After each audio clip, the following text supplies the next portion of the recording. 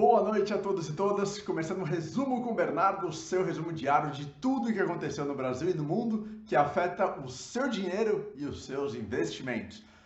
Hoje é quinta-feira, dia 10 de setembro de 2020, dia em que nosso Ibovespinha caiu, e caiu bem. Caiu 2,43% para 98.834 pontos. Perdeu 100 mil pontos, perdeu os 99 mil pontos e caiu bem. Fechou quase na mínima do dia. Pior resultado, pior queda diária, não pior queda diária, mas pior resultado em pontos desde 13 de julho. 13 de julho é que atingiu esse patamar de 98.600 pontos mais ou menos. E FIX, fundos imobiliários, subiu 0,16%. Bolsas americanas foram as responsáveis pela queda, inclusive no Brasil. S&P caiu 1,76%, Dow Jones caiu 1,45% e Nasdaq caiu 2% no dia de hoje. VIX, volatilidade subiu 3,12%, dólar subiu 0,34% para R$ 5,32. WTI, petróleo caiu bem, caiu 2,76% e o Brent caiu 0,60%.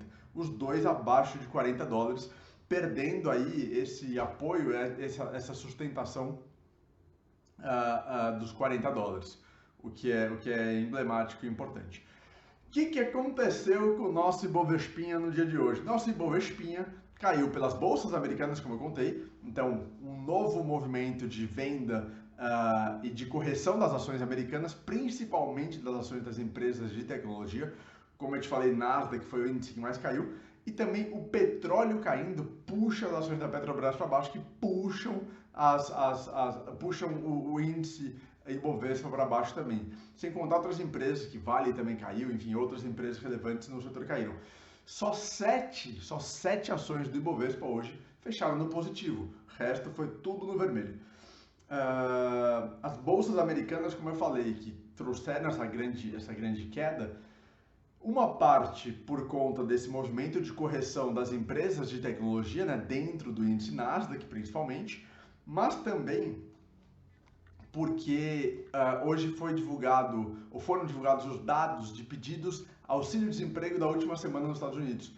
O número veio em 884 mil na semana passada, quando a expectativa era de 850 mil, ou seja, o número veio pior do que esperado. Eu sempre falo para vocês, quando um número vem pior do que esperado, o mercado reage mal. Quando o número vem melhor do que esperado, o mercado reage bem. Então, como veio pior, alguma sinalização de que talvez a economia americana não esteja se recuperando no nível desejado, talvez demore mais ainda para se recuperar, e talvez as empresas não estejam conseguindo absorver essa mão de obra ou essa força de trabalho, o que indica uma deterioração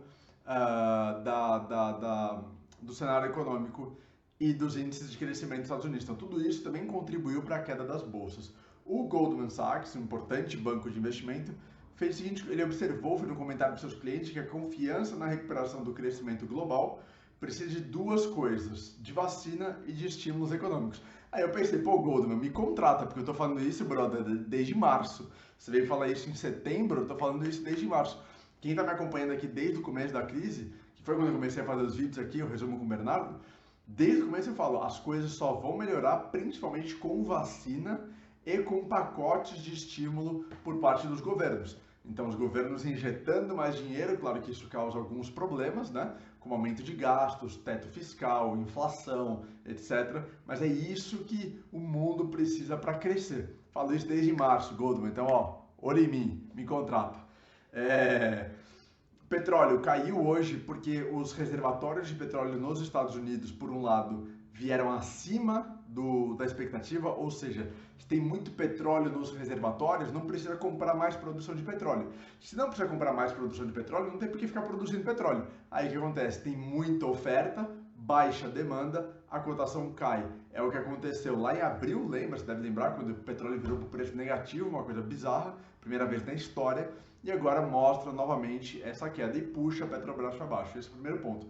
Um segundo ponto é que os aviões no mundo das companhias aéreas ainda estão circulando muito pouco. Capacidade muito baixa dos aviões, companhias usando pouco seus aviões, e aí a indústria aeronáutica, que é grande consumidora de querosene de aviação, derivado do petróleo, também não ajuda nessa recuperação do petróleo. Terceiro ponto, a economia como um todo. Economia que não está crescendo no ritmo esperado, ou que não tem crescido no ritmo necessário, não consome petróleo, commodity mais importante do mundo, né, motor de crescimento para várias indústrias, e também a cotação cai.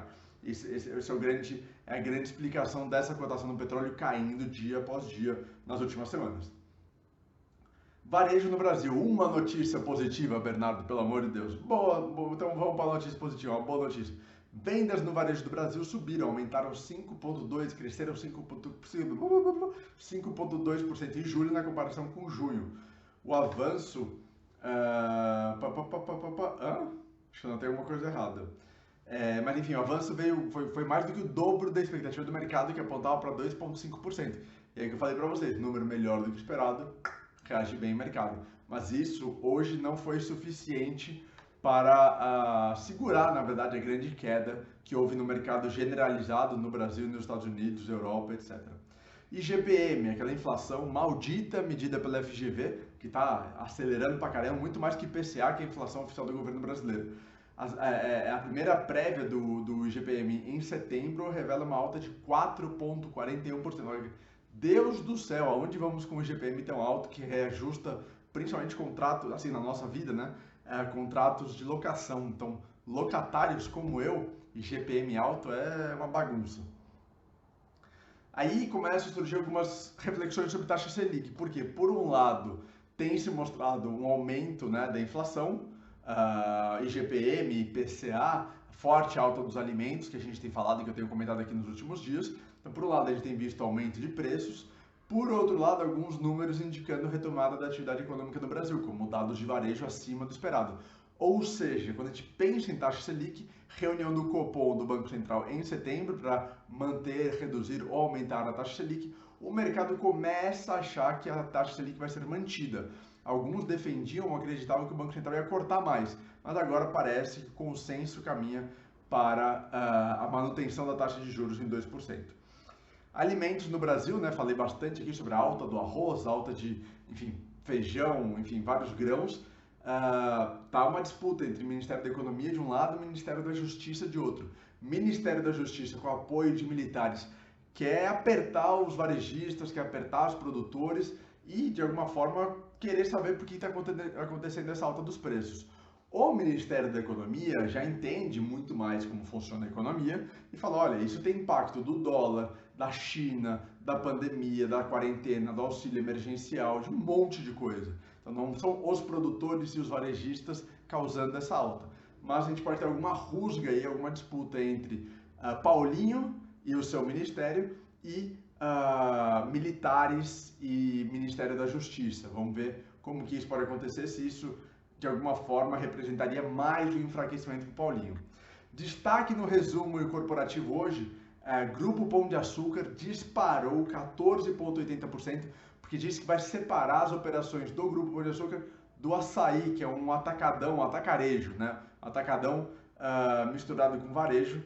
E aí isso pode gerar mais eficiência para as duas empresas, pode permitir que a açaí acesse diretamente o mercado de capitais. Ou seja, uma boa notícia para o Grupo Pão de Açúcar, abrindo mais espaço para crescimento das empresas e para acesso ao mercado de capitais, acesso à bolsa de valores para se financiar e crescer cada vez mais. Então o mercado gostou muito dessa informação. Petrobras, como eu falei para vocês, hoje caiu 3,78 a ordinária e 2,68 preferencial por conta da queda do petróleo. E quem caiu forte hoje foi a Oi. A Oi BR3 caiu 7,78 e a Oi BR4 caiu 7,72. Por quê? Porque surgem informações de que um banco, até o momento um banco que participa, que é credor da Oi, né, e participou da assembleia de anteontem, ficou insatisfeito com o resultado e vai entrar com medidas judiciais para impugnar a assembleia, para mudar o resultado da assembleia, enfim, para discutir isso judicialmente. É muito ruim, porque aquela decisão que tinha que ter sido tomada, e que foi tomada de certa forma, né, no ambiente dos acionistas, agora vai para a esfera judicial, pode demorar pra caramba, pode ter algum resultado indesejado. Então isso preocupou hoje os investidores e os acionistas da Oi. E por falar em Oi, se você gostou do resumo de hoje, por favor, manda pra galera, compartilha por aí para você me ajudar. Precisa fazer esse conteúdo chegar para mais gente, pessoal. Então, por favor, no Instagram, clica no aviãozinho, manda pra galera, deixa um like, deixa um comentário no YouTube, se inscreve no canal, compartilha e deixa um comentário também. Obrigado, um abraço e até amanhã. Tchau!